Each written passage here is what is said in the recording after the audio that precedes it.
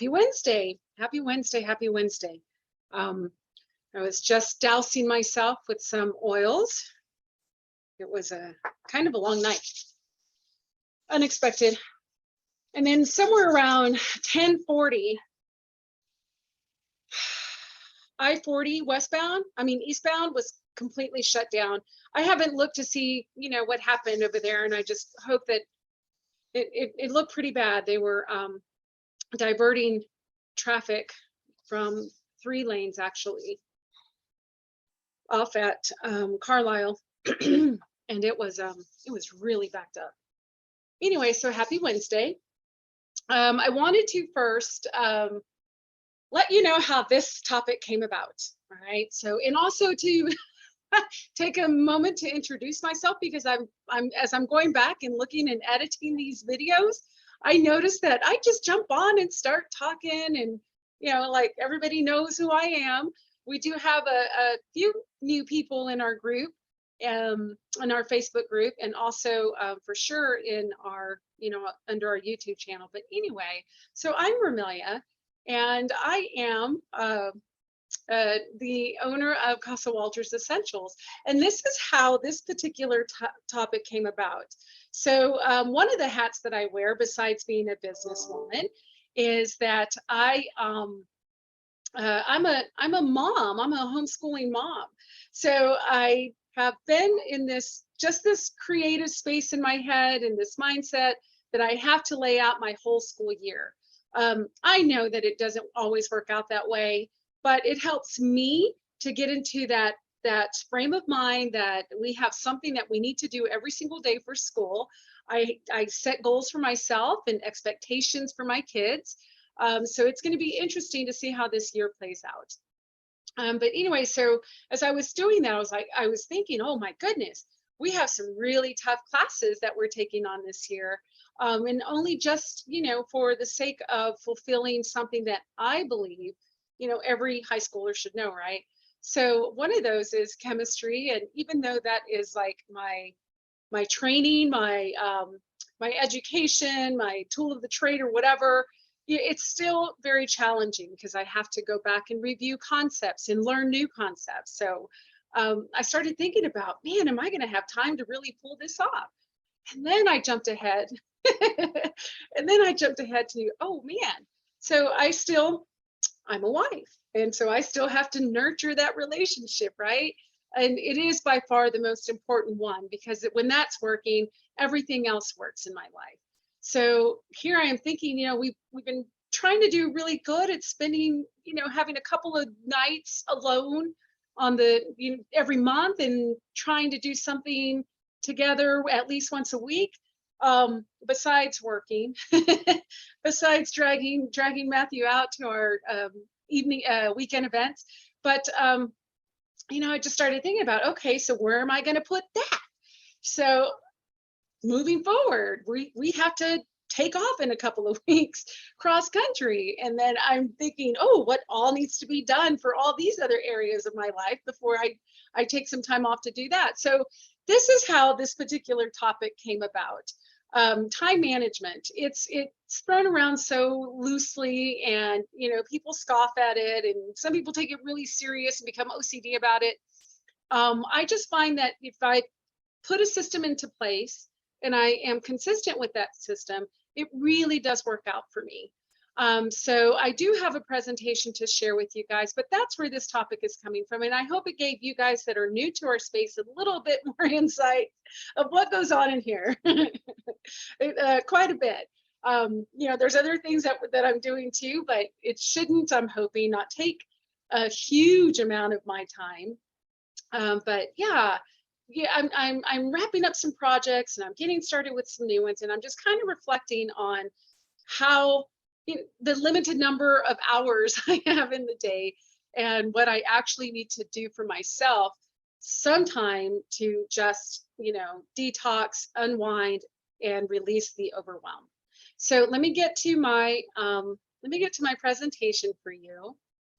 And looky there, did you see? Woo!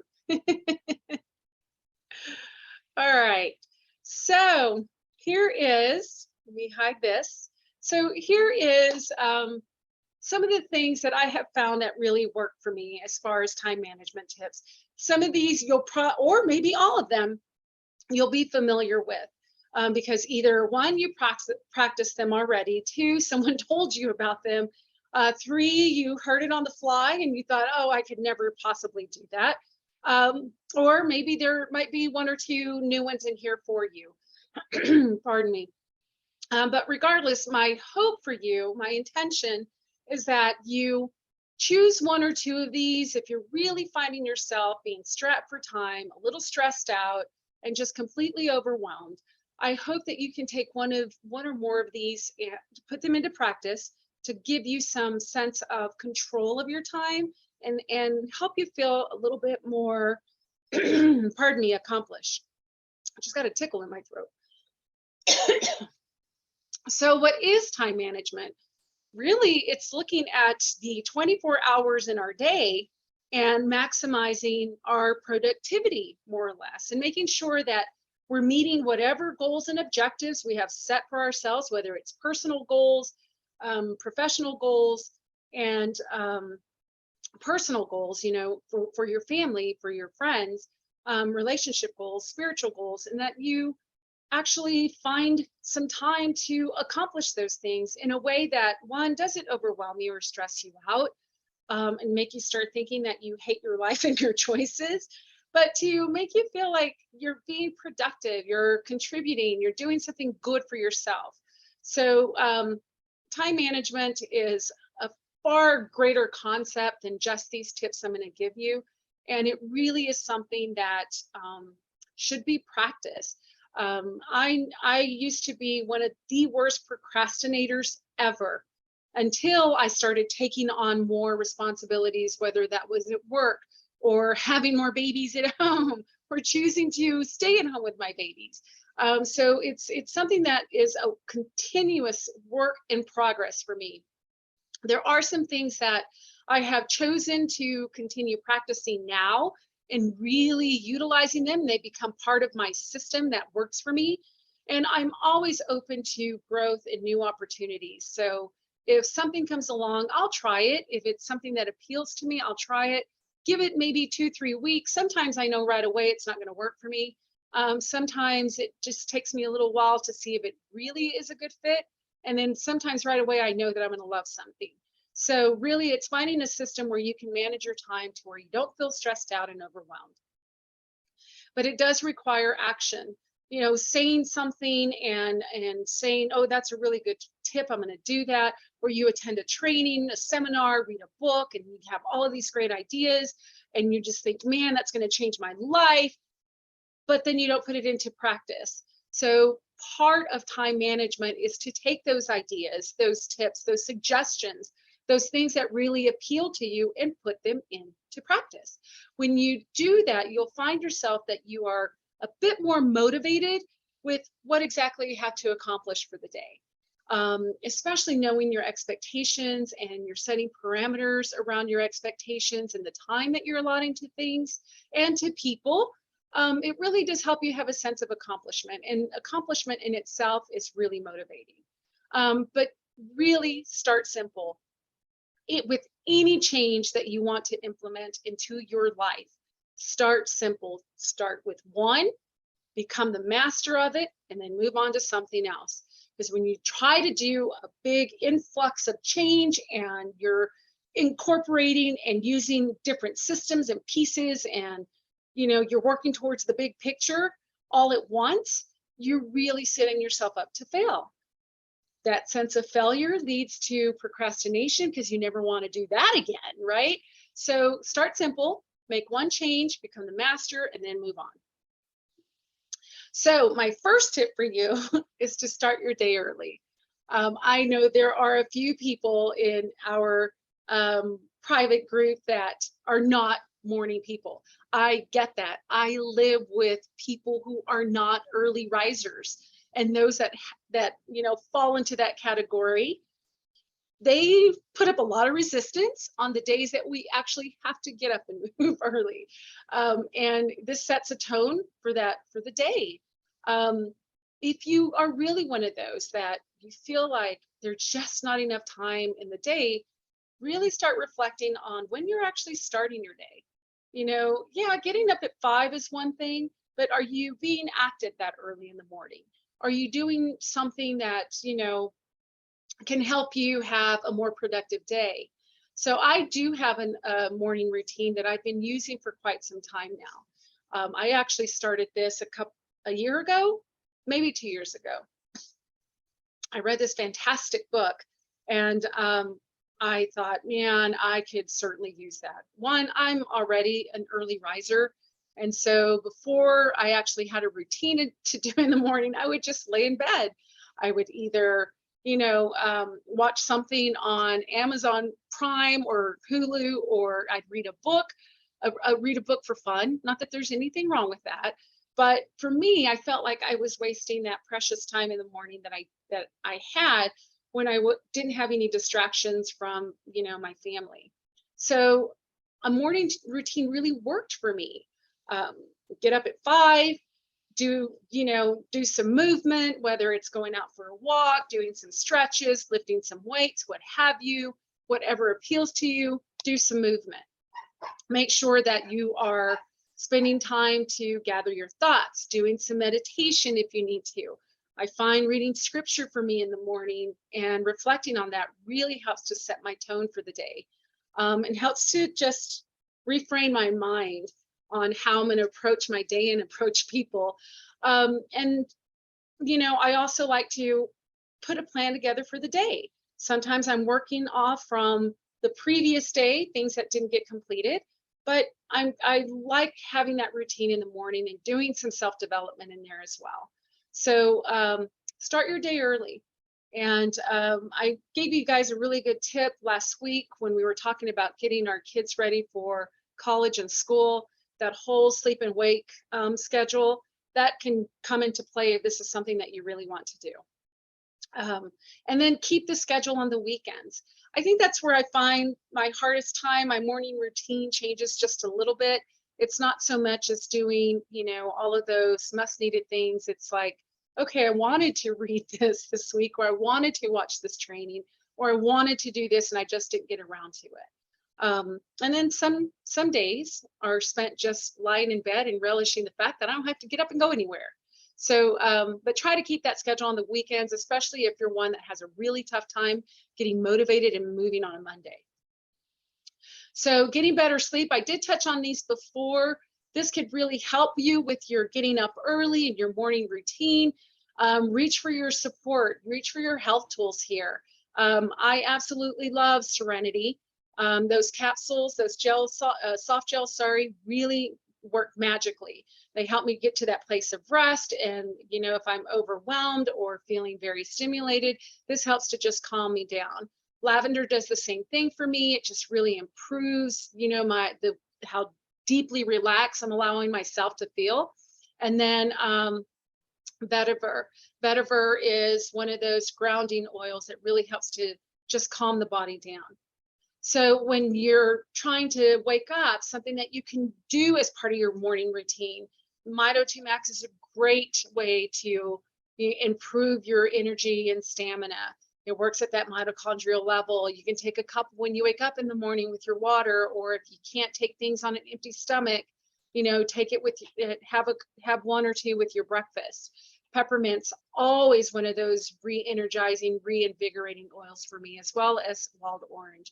In fact, these two together, just putting a drop of each into my hands and inhaling does just wonders to, all right, let's go. It's time to get some movement in. The second tip that I have for you is to prioritize your tasks. Prioritize your tasks. So I like to get the hardest task out of the way first. If this is something that I've been dreading, that I know I have to do, and it could be that I'm dreading my workout, I'm going to do that first before I tackle anything else, because that way I know that I have more energy to take it on. And if I continue to put something difficult off, for later in the afternoon or after lunch or what have you, one, my energy level is going to decrease. Two, I'm going to procrastinate even more because now I'm dreading it even more. of having to tackle it. So I think it's important to prioritize what your day is going to look like. What I like to do is, on each area of my life, for whatever hat that I wear, whether it's business, personal, family, community, whatever that may be, I put my top 3 things that I want to accomplish for those areas every day. And then I just do some time blockage and I get them done. And sometimes it works great for me. Sometimes I'm finding that I still have tasks at the end of the day. And that's okay. When I do my reflection, I go in and I just know that tomorrow those are going to be on the top of my list. So when you're prioritizing, you're seeing that this is actually something that has a deadline. It has a time stamp on it. I've got to get that done. Or it's prep time for an event that's coming up. Or maybe it's just something that you really can't put off anymore. And then you see that there are some things that it's okay if I don't get to this one today, but as long as I get to it this week. So it just helps you feel a little bit more accomplished, and you're not setting yourself up with these obscene to-do lists. Focus, narrow it down to 5 items for the day that includes, something from everything, and just really focus on prioritizing your tasks. Use calendars or daily planners. Now, I know that a lot of people feel like paper traditional planners are obsolete. I myself love my planner. It's very simple. I actually I've been using this particular formatted from this company from Target now for maybe about 3 years. I really like it because it gives me a lot of space. I have to write everything down for me to remember. That's just the way my brain is wired, which is why I do a lot of journaling, and I need a paper planner. Yes, I still have my calendar on my phone because if it's not there, it doesn't really exist. But this kind of helps me to lay it all out. Oop, I didn't realize I had things in there. This kind of helps me lay it all out. And then I also have space for the days, for the weeks to write, to make lists. I do have my journal, well, not so much my journal, my daily ledger. I use a fancy term for a notebook that I use, and I date it. I'm taking notes. I'm following up with people. I'm color coding things in there because, again, I'm visual and that works for me. But this is only going to work if you're consistent with it. Another piece that I like about this particular one is that at the end of the month, it kind of leads you to looking back and doing a monthly review. So I like this for this purpose. I used to use Brendan Burchard's. It just got so overwhelming for me. I felt like I was doing more work in that thing than actually doing the physical task. But I like the reflection piece of it. But this I can take everywhere. I can put it in my bag, and it's with me, and I can add to it as I need to. There are lots of electronic forms out there, free and paid versions, and it gives you like a whole picture view. And there are even some other apps that can give you like daily reminders and set up a to-do list. I've used Friday before, and I definitely use Google Calendar. That's what's on my phone. Friday, it worked okay for me. I think that's a really good platform if you're working with a lot of people.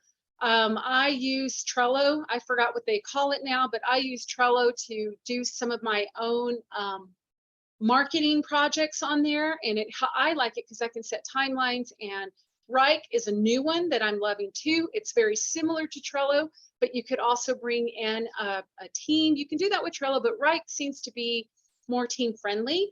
But whatever you use, make sure that you have a way to track your progress. And I do like daily reminders with those electronic features. Set and respect deadlines.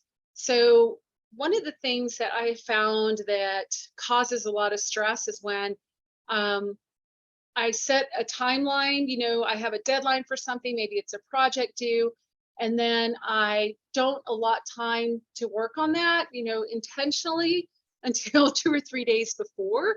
And that just stresses me out and it sets me up to fail. So when I have a project that and I can take our school planning to give you an example now. I know what needs to happen throughout the school year. I know which subjects we're going to teach and cover. I know how many days of the week I plan to be here at home working with my children. So I can use that to set real timelines. And I think something that's really important too about this is that you really look at what is the end result here. You know, is it feasible to give yourself a week for it, or do you need to give yourself a month for it? Work backwards. You know, what's the overall picture, and then work backwards to help yourself get to that point of when you should start, right? So accountability is also huge when you're setting deadlines too. I am huge on accountability. I need feedback. I need to know if what I'm doing is productive, if it's being effective, and if I'm really offering a service, not only to others, but to myself. So if you're at work, you can seek accountability from your boss, right? Because they all give you requirements and parameters and expectations for your job. But for me, I'm also asking here, people that I live with, my children, my husband, my friends, accountability. And especially if I'm like taking on, I love to exercise with people. And so I have to find an accountability partner for things like that. Whenever I'm doing a detox, my husband has to do it with me because I need his accountability and somebody to keep me on task, keep me on track. So find somebody for you. It's amazing what accountability does, because you don't like to let people down. Well, at least I don't like to let people down. And so this really helps too. The oil of self-acceptance. I'm going to throw this in here because I feel that whenever we're looking at setting goals and setting parameters, basically setting parameters and, you know, just boundaries for people, I think a lot of the times, and I noted to that, when I said, you know, I feel like I let people down. Well, it takes a lot to say no to people, right?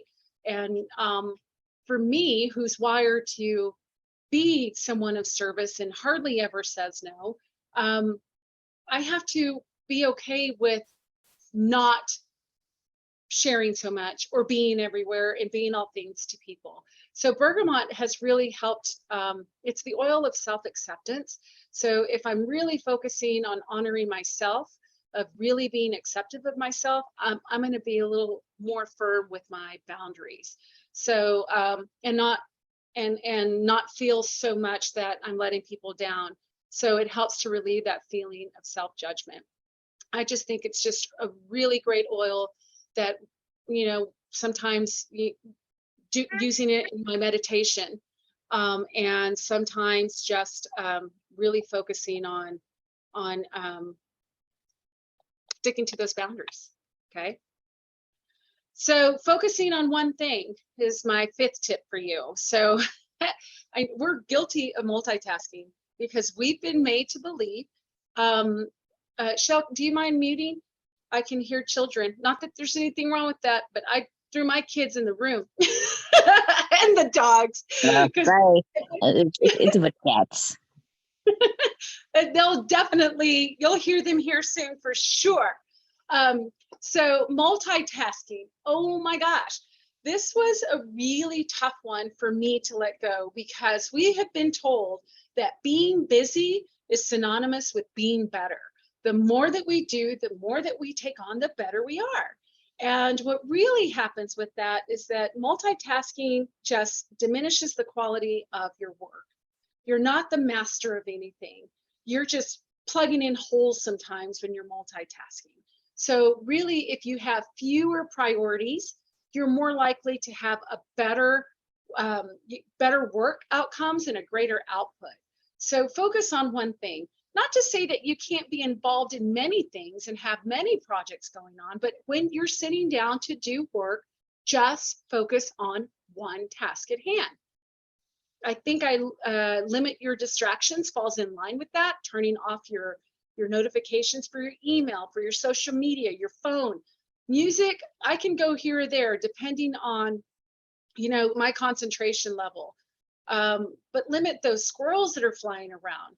And multitasking is usually more along the line of a distraction and a very, it's a $50 word for procrastination. So be careful with that.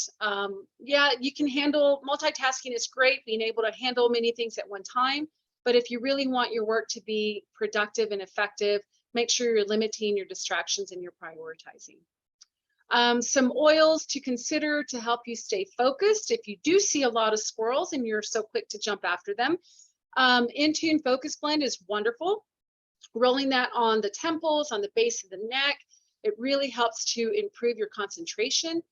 Frankincense is a very grounding oil. It helps to just keep that mind focused, calms the nervous system as well. And so it soothes the body. So you're able to sit in a longer place of concentration. And rosemary is just wonderful for any kind of mental clarity, any kind of memory, any kind of focus. So those are my top go-tos for that. Take frequent breaks from long and arduous tasks.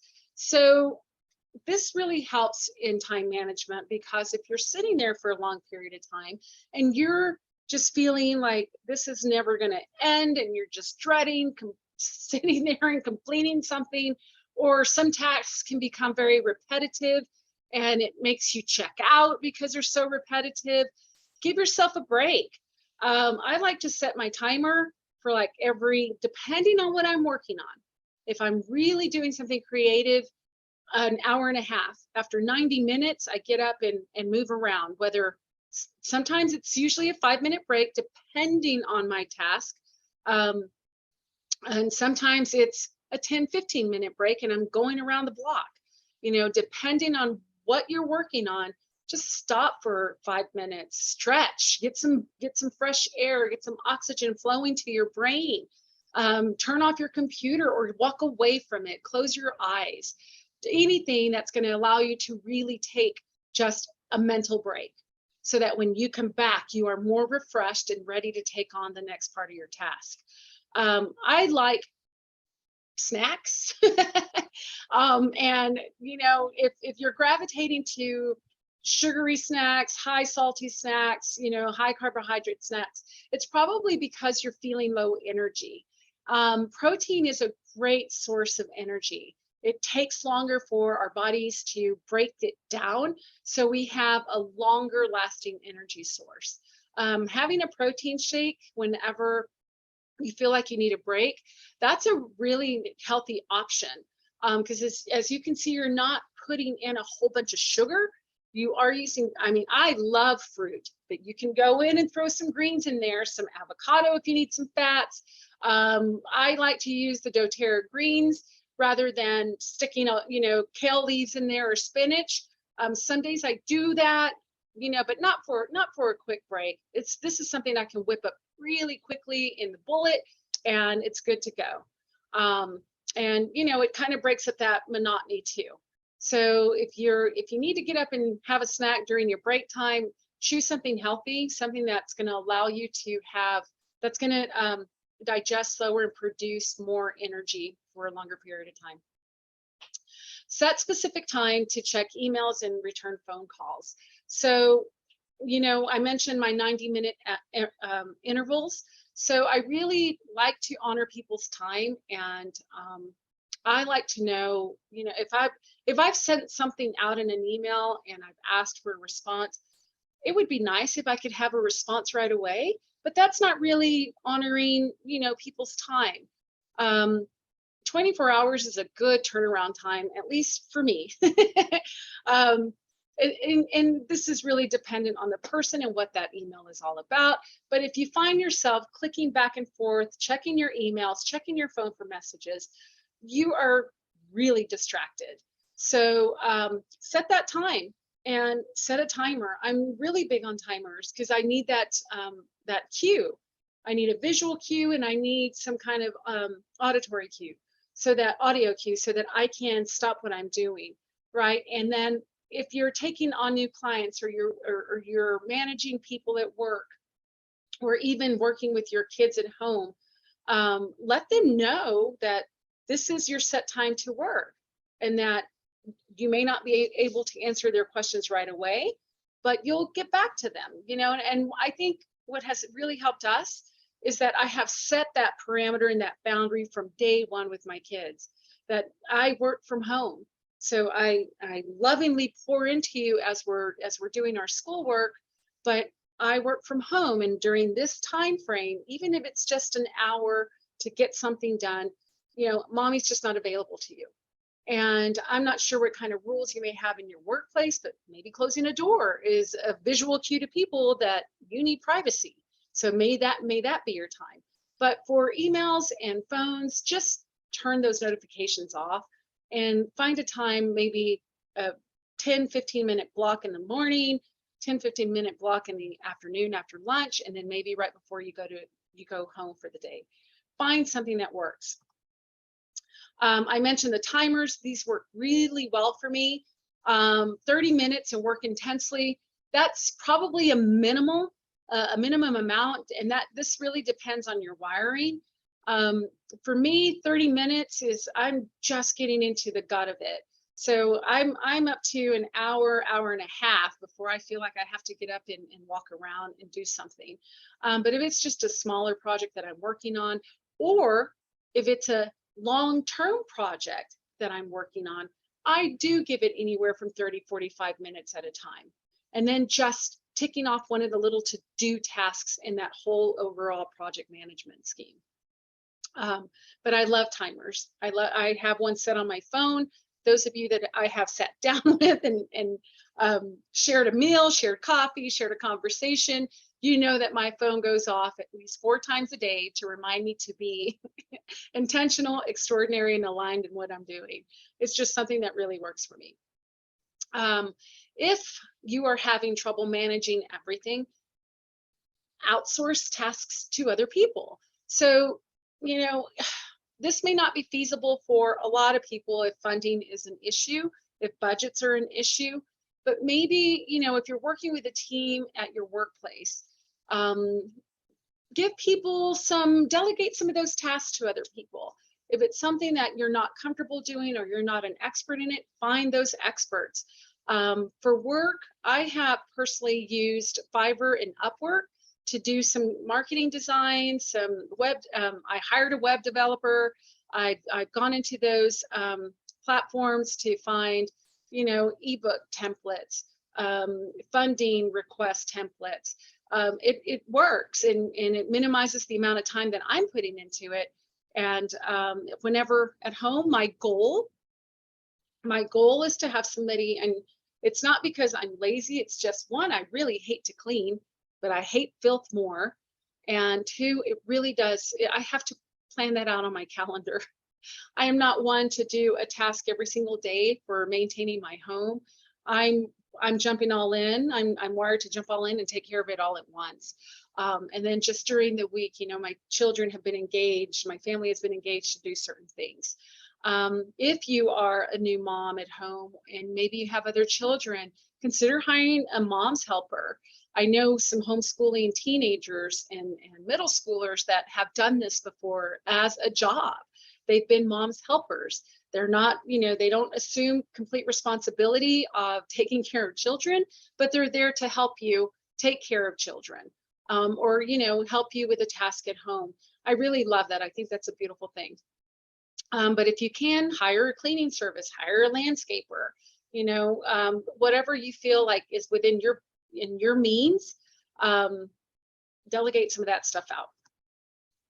Set reasonable goals. So take those big things that you want, for example, one of the things that I've been really working on has been, I'm writing a chapter for a book. It's a collaborative effort. And I thought, man, this is going to be something I could just sit down and do. There's not that many words in there. They're not requiring this. They're not requiring that. And when I first was assigned, when I first took this on, I jumped in and I started writing right away. And it's just like, man, did I not learn anything teaching English and grammar to my kids? No, it doesn't work that way. So I went back to, you know, old school elementary learning and teaching. Start with the topic, start with your timeline, and do things. And that worked. It helped to guide my thoughts. So my goals ended up looking more like select your topic. We're going to do that this week, along with writing, you know, the objectives. So I broke things up like that. And it made it more approachable, but it also streamlined my process. But setting goals, you know, if you're out to lose 50 pounds, you're not going to do it overnight, and you shouldn't expect that overnight, right? If you're out to, you know, start using our daily supplements, you know, that takes time to get used to as well. You know, it's maybe you're not comfortable taking supplements. Maybe you feel like you're overwhelmed, you don't have a routine. You know, don't expect to be an expert at taking your supplements, you know, overnight. What's another big goal? Web design. I will tell you that one was one of my big goals, and I tried to tackle it myself. And it was one that I said, you know what, I just need to hire somebody to do this, and then work with somebody, you know, have somebody work alongside of me to show me, you know, how to maintain this thing. That was a big goal. I expected it to be done in about a week. Dude, that took almost 6 months. And it was because there was a big learning curve, right? So be specific with your goals. Make sure they're measurable. That way you can celebrate when you reach them. Make sure it's achievable. You know, give yourself that time frame. Make it realistic. No one's going to lose 50 pounds overnight unless you go and chop off half your body, right? And make sure it's timely. Allow yourself, you know, that space to actually plan it out. Set yourself up for success. I found this to be helpful, using automated electronic equipment to save my time. I have found that a digital voice recorder has been a very useful tool.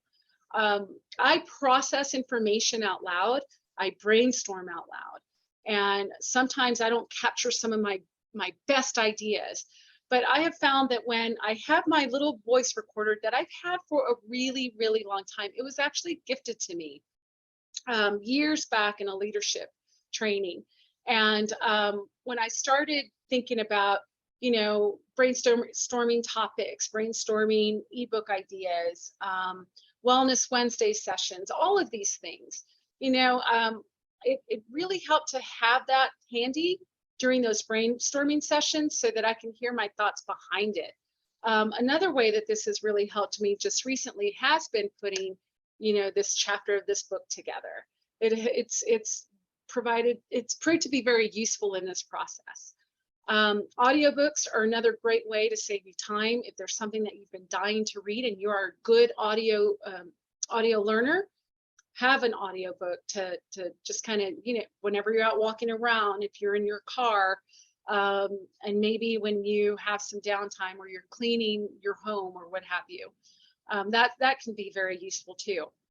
And then if you find yourself responding to questions, say like in your workplace or your line of business, or, you know, maybe you're volunteering with somebody and you find that you're sending out the same response to people, create a template for that.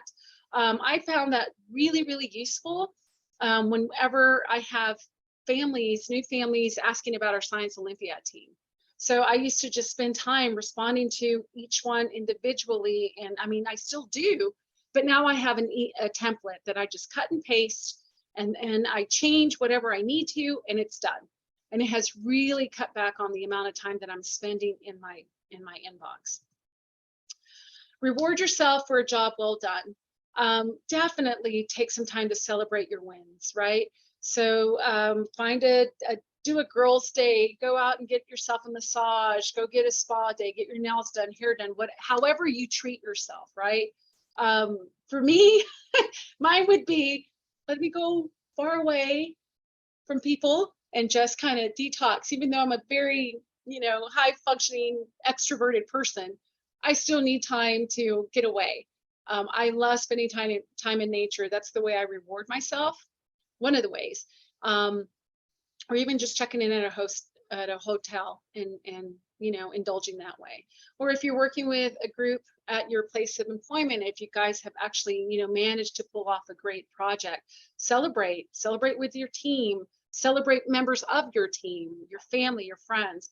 It's really important to always acknowledge your wins, because it's so easy to just fall victim to constantly reminding yourself of the things that didn't work out. Remember to celebrate all the things that do work out for you. Organize your space in your desk. This is really important. Anytime that there's clutter, it's going to clutter your thoughts, it's going to clutter your process. And if you really need some help, again, there's experts out there that are just incredibly designed. I mean, they have these gifts to go in and organize your space, organize your home, organize your online files, maybe even getting the business coach if you need some help with that piece. But yeah, remove the clutter. And if you're trying to organize, if you're working from home and your space includes some of your, like, my desk is in the bedroom, right? So I need to have that uncluttered as well. So go through that process. I go through this process like every 3 months, and I just start cleaning things out. Do I need to keep this? Do I need to donate this? Do I need to toss it? It really helps. It really helps with space and with clutter. And then the last thing I'm going to tackle, share with you, is learn to say no. Again, this was a really tough one for me. I wired to serve, and I honestly didn't know how to say no a lot of the times. I just didn't know how, and I didn't think I wanted to. But now I feel empowered every time I say, I just can't do that. That's just not going to happen. It really gives a sense of control to your life and also to your free time, and think about why you would say yes, or why you should say no. I've given myself one weekend every month to not schedule anything for my business, for myself, and then just really be present for my family. And that has helped a lot, you guys. Because everybody, well, at least I'm interpreting people's emotions and behaviors, that they feel like they matter to me and that they don't come second. And I think that was what was really important for me in learning to say no, is I never wanted my family members, and my husband in particular, to ever feel like they were second to this beautiful thing with doTERRA that I've created, and these beautiful relationships with my friends. I just never wanted them to feel like they were second. But so learn to say no. It'll do wonders for your sanity. It'll do wonders for your calendar. I do have all of these tips together for you, as well as some other information in an ebook. This is the resource that I created for you to go along with this session today. I try to do that just because I'm visual. I need to touch, and I need to see it, and I need to spread it out. I need to see the big picture. So I have always found these types of resources very useful, and to have them as a reference later on. I may not be able to sit down and watch 30-40 minutes of a video, but I'm able to go and very quickly look at an ebook and pick something out that I was looking for. Take some time to download it. It should be ready this afternoon. The link is already ready, but you'll notice that the book isn't there, and then I still need to upload this video there. And if you want to, I encourage you to connect with us. If you're on Facebook, we do have a private community that you are welcome to join. Boy, my typing today was really bad, or my editing skills. There's lots of tips in there, recipes, all things health and wellness, supporting a healthy lifestyle with natural products and essential oils. Instagram, YouTube, for those of you that are not on social media, you can catch these recordings there. And then we do have a weekly newsletter that comes out every week, just kind of touching on some things that are new in the essential oil world, new in doTERRA world, some of the things that we may be doing, continuing education announcements. And then we also do have our website where I try to just capture everything there. So I welcome you to connect with us in whatever way is more you know, more your type, more your wiring, more your ability here. And before I go, Shell, thank you for joining me live. Do you have any questions or anything you'd like to share about time management? I'm going to go ahead and exit the screen. I'm going to stop sharing. So if you would like to share something that you may use, a system that you have in place for managing your time. Mm, The only thing I usually do is just like write things down, because if I don't write things down and like put it somewhere like in a pocket or anything, like I won't remember to do them. But you write it down, correct? Is that what? And Yes, then you it's usually like the long checklist for the day. yes. That, you know, I read something when we first started homeschooling, my kids hated to write anything down. But I read an article of how writing that down creates some kind of pattern of remembrance in your brain. And that's how, even though you may not look at it again, that your brain, you're still going to remember it. And I was fascinated with that. So I made my kids take notes. I made my kids take notes. And even whenever I'm teaching, I always, you know, write things on a whiteboard or a blackboard for kids to write down, because it helps them to remember. And they may not remember that list in their pocket, but they're going to remember that, you know, some kind of pattern. I'm not, it's fascinating. It's fascinating how it works. But writing things down, as long as you're actually using your list. prioritizing True. All right, well, thanks for joining. Man, I seem to be getting a little bit longer and longer these days. I'm going to have to really rethink my next one to make sure that I'm honoring time. All right, so have a good afternoon, and we'll see you next time. Peace.